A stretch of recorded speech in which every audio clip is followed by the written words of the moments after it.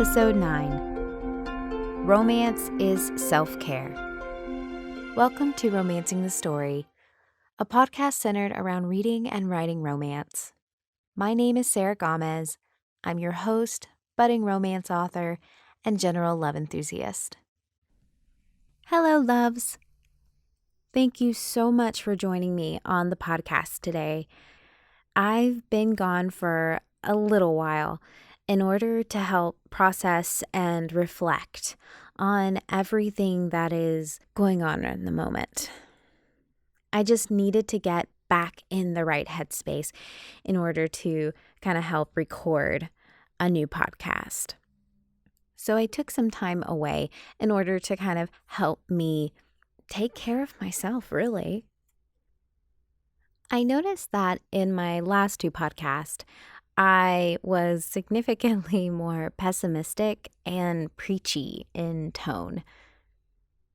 That's not usually the route I like to take with this podcast in particular, and that's not really what this podcast is about. And to be honest, I'm just really not that type of person. But I feel it's important that we really need to address pervasive issues. I'm just the type of person who likes to face issues head on. I'd rather address a pervasive issue and try to make sure that we fix it, even if it's just marginally. I tend not to shy away from tough conversations. Those are very needed, especially nowadays when people are so cagey about speaking out about real issues that we should be talking about. We need to address injustice and discrimination and call it what it is. We can do better as a society to prevent those things in the future. We can't ignore them or push it off as another generation's issue. For reference for future listeners, this is being recorded in August of 2020. Right now, we are in the midst of a pandemic, job loss, death of loved ones, and pushing for a revolution to change status quo of the current biased system that actively discriminates against others. So with all that being said, let's make this episode somewhat light and fluffy in comparison. First, though, I have a really important question to ask you. How are you doing? Are you doing okay? Are you making it day to day with all the chaos around us? Are you staying healthy, mentally, physically? How about emotionally? Are you taking care of yourself? That's where I wanted to go today in this podcast. I've seen parallels in romance books where heroines do things for themselves as a way of showing love and care for their own well-being. If you'll bear with me, I have no script today, so I'm kind of freewheeling it, but I promise I'll get to a point. So if you'll just hang in there with me. I wanted to talk today about how romance in itself is self-care. I don't remember much from school. You kind of remember the basic stuff, but really specific instances of learning something is, for the most part, fuzzy. But I particularly remember this one time in theology class when we talked about love in the Greek language and different meanings for them. You see, there are 3 types of love in the Greek language. There's phileo, which is the friendship love. And then there's agape, which is the unconditional love, like a mother might have for her children. And then there is eros, which is the sexual type of love. Romance writers, take note. Eros is the root word of the word erotic. So we have the Greeks to thank for that. I remember in that moment hearing those different words with different meanings to love the concept of love as a multifaceted thing and actually putting names to the different types of love. Unfortunately, in the English language, we only have one word for love to encompass all types and meanings of love. Telling my dog I love him is different than telling my husband or my friends and family that I love them. I love all of them, but all of them have a different type of love that I want to give. People are weirded out by the word love, like when someone says, I love you. And to be honest, that's really okay. It's a loaded word. It has a lot of meanings to a lot of different people. But the one type of love that we hardly ever talk about and often forget to give is love to ourselves. It's important for us to take time for ourselves. With everything going on, things that were already difficult have been rendered nearly impossible, requiring so much more time and effort on our parts. You see, when I started this podcast, I had been running myself really hard. I didn't stop to take time to breathe, much less grieve the loss of my job or the impact of the virus left on my loved ones and friends and neighbors alike. My mom and Nana in particular were subject to the repercussions of lockdown. You see, my Nana had been hospitalized earlier in the year, and she's been going downhill for a little while, and she doesn't quite have all her faculties about her. She suffered a pretty intense infection and was in the hospital for several months. When she was finally released, she went back to her independent living facility. But we couldn't go with her. We couldn't see her. Nobody could go to really help her recoup after being in the hospital for several months. So her mobility drastically deteriorated, and her motor skills, which were shaky before, were practically rendered nil. And we were told that we would have to put her back in the hospital because the infection had come back with a vengeance. She really had no fight left in her to really push through her infection or try to do the rehabilitation that the hospital was asking her to do. All of it stemmed from the fact that she couldn't see her family. She's very hard of hearing, and we weren't allowed to come and visit her in the hospital. We could see her through the window, which we did several times, and we could video chat with her, but she has a hard time with technology, so that option wasn't a great solution. So we put her back in the hospital, and she did get better, but when she came back out again, my mom decided she did not want my Nana to be back in the hospital again, so she took on the role of caretaker. And she took on the burden financially, emotionally, and physically. There was so much uncertainty of if my Nana was going to stay well, if she was going to be able to really recover her motor skills and her mobility again, because she was having a very, very difficult time doing anything. And there were several times throughout the ordeal where my mom called me weekly, either crying or upset from another setback, or how my Nana was being very stubborn and wouldn't really cooperate as far as her rehab. For a while there, nothing was really getting better. We weren't really seeing improvement in my Nana. After staying with my mom for several weeks and having several family members come by and check on her, she reignited with a spark of life. She decided she wanted to fight again. Again, my mom was able to help support her financially, to get her assistant living, and to get her a rehabilitation specialist to help my Nana regain her motor skills that she had lost. After everything was kind of settled down for a while, my mom was so relieved.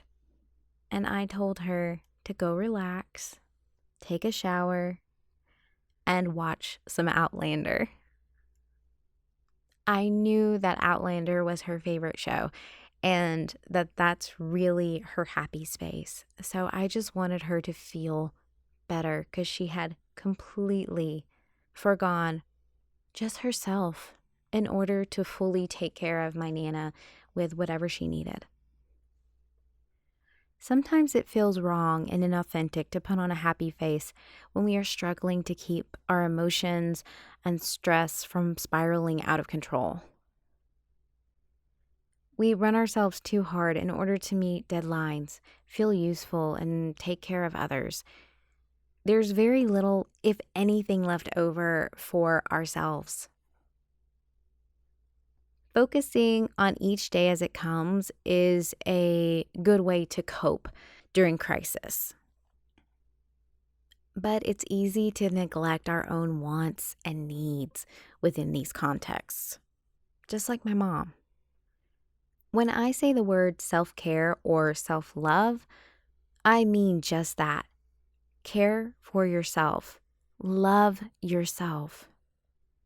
I haven't read a whole lot of romance where there's a plot point of the heroine using self-care or romancing herself. And honestly, when I mention self-care, what I consider to be self-care or self-love is taking time for yourself and doing something just a little bit selfish. That's for no one else but you.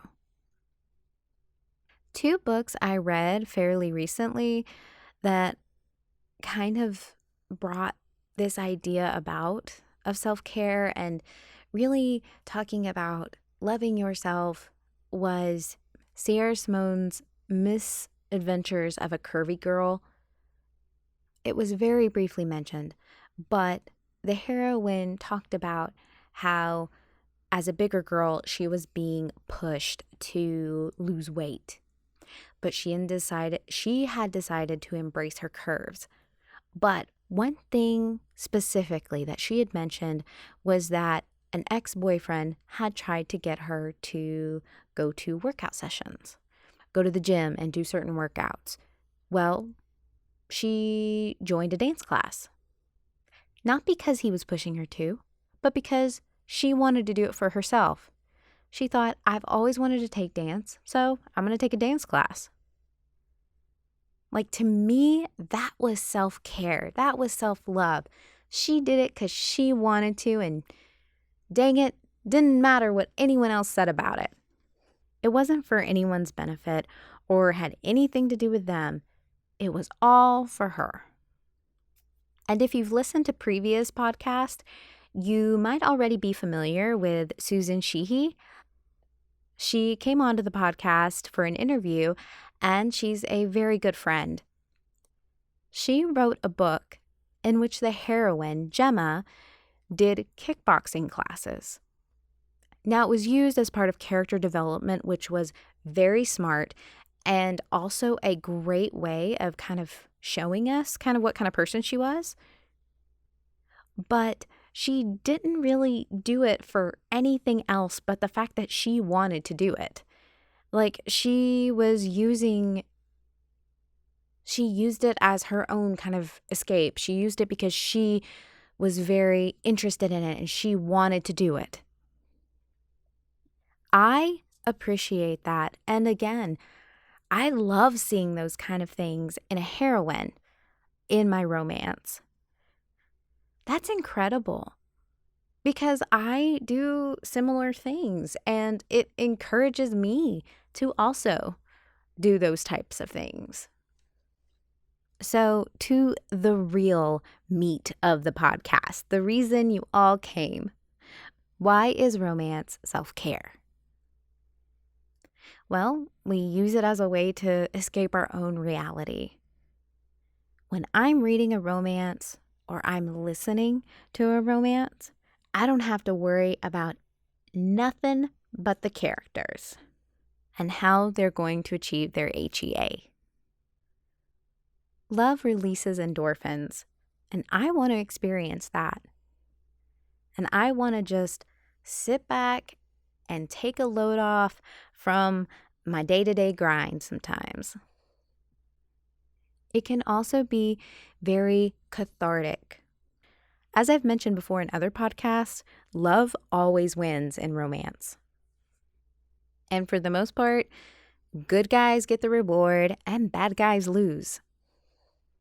So in most romances, there is a piece of catharsis where there is justice in the world, and maybe we can view it as a better world than what we really have.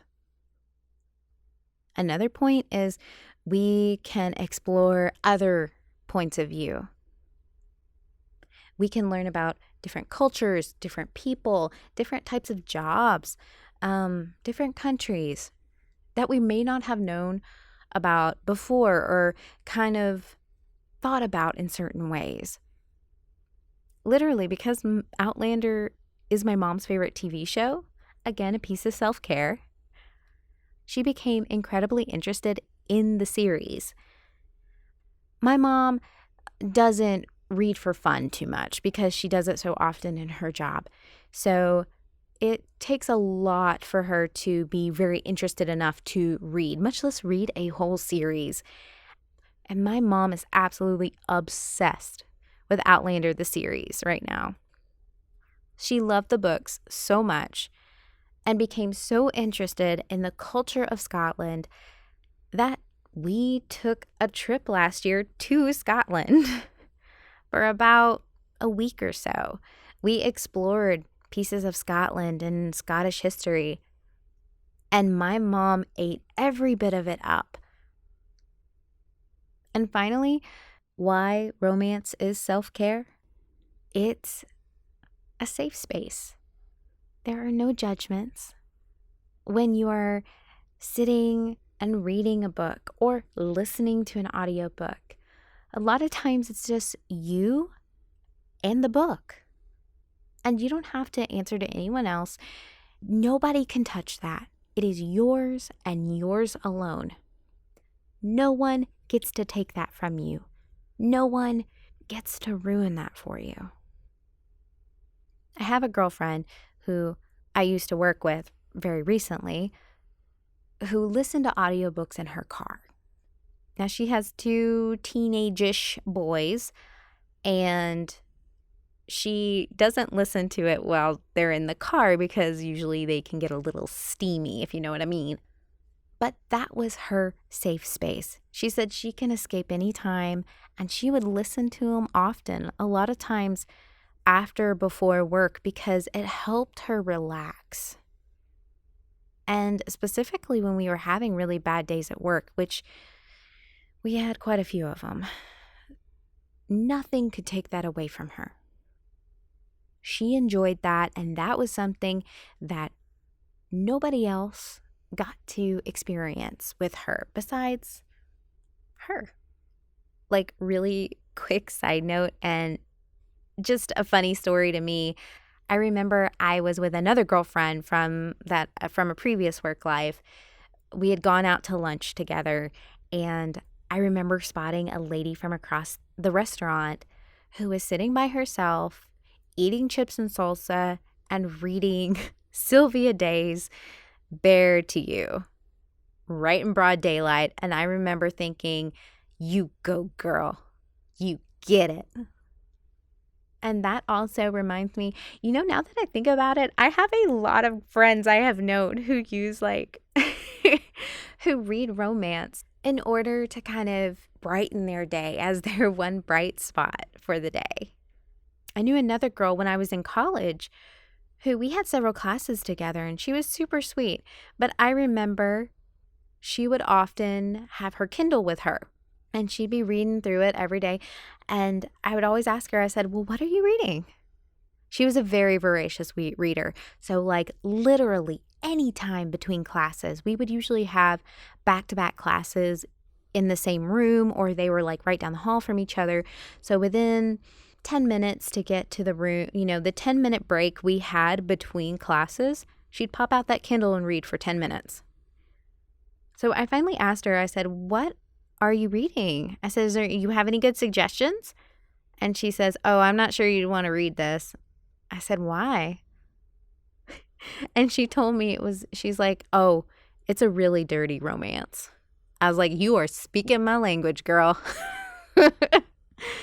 Turns out that she said she thought it was funny that she would read just the dirtiest, raunchiest romances she could find because she enjoyed them. And I guess it was her kink. She said she just found it so satisfying that she was reading in school and that people thought probably she was reading for, something really academic related or possibly something really smart. But she says, I just get a kick that between classes, I'm reading a dirty, raunchy romance right in front of everybody and nobody knows about it but me. Like, that is empowering. That is a goal. So romance books are a perfect indulgence when you need, as I mentioned, a safe space or just to escape from reality for a little bit. It is such a huge piece of self-care for us. And listen, I've had several romances do this for me. But in particular, I don't know why, but this is more me. But I watched an old anime I saw the other day. But sometimes romance is like the perfect indulgence when a therapeutic laugh or cry is needed. Like I mentioned, I watched an old anime the other day, and I do not know why, but one scene in particular got to me. And I sat there and bawled for like straight up an hour. Just tears streaming down my face, all snot-nosed. Like my husband could not understand what was happening. And to be honest, I'm not sure what was happening either. But it felt so good to cry afterwards. I don't know why. I don't know why I needed that moment, but I needed to have that moment. I felt such a relief afterwards. And anything that can bring on that high of emotion and help us get that release is only helping us not to keep those emotions bottled up within us. Because if we keep those emotions bottled up within us, they end up festering or they end up blowing up. And I've done that more often than I even want to admit. We need to allow ourselves a time out occasionally to realign our perspective. There's no shame or guilt in treating yourself to the occasional escapism of a good, raunchy book. And damn it, it just feels nice. A big appeal, too, for part of romance's self-care is that you can pick your poison to kind of suit your mood. You can go with something sweet and cute or something a little more angsty and steamy with graphic detail. Just like my friend. Just like my friend from college. Find a new favorite story or author in your preferred genre, or go to an old favorite. It doesn't matter. Find the romance book that makes you swoon and read or listen to the heck out of that thing. And you don't have to necessarily pick up a physical book. Like I said, you can always use audiobook as well. Audiobooks are a great way to kind of get in your self-care. I will often listen to audiobooks while I'm just doing mundane chores around the house. Make time for yourself, even if it's only 15 minutes in the morning and 15 minutes in the evening. Schedule time for yourself, because you know what? You're important. You are just as important. Your mental health is just as important as anything else on your schedule. So make time and schedule something, a piece of time every single day where you can enjoy some self-care. When I had a really, really long commute, I would often listen to audiobooks in the car. Or I sometimes took a train into work, so I would read on the train. Nowadays, because our commute has been cut down so significantly, there are opportunities to listen to like audiobooks doing mundane chores or taking time right before bed, 15 minutes. It can only be 15 minutes, and you can spare 15 minutes. And you can grab a book. Or you know what? Romance is a huge part of self-care, but you have other options as well. You can paint your toenails or do a hair mask or take a long bath. Light some candles. Honestly, when I took some time away from the podcast, I did my own self-care regimen. I completely rearranged my workspace, and I created my own audio booth. So if I sound a little different, that's why. But you know what? It wasn't really for anyone else but me, because I said to myself, I want to be more productive. I know this will help me, and this is something I want to do. I know it sounds silly, but anything from coloring and coloring books or reading 15 minutes of your favorite romance novel is a huge positive impact on your mental health, and all of us deserve a break. One last question for you before we go. What are your favorite types of self-care? Thanks again for listening, loves, and be sure to take care of yourself. Book recommendations for this episode: Misadventures of a Curvy Girl by Sierra Simone and The Prince of Solana by Susan Sheehy. I'd love to connect with you, and here's how. Find me on Twitter and Instagram at Romance the Story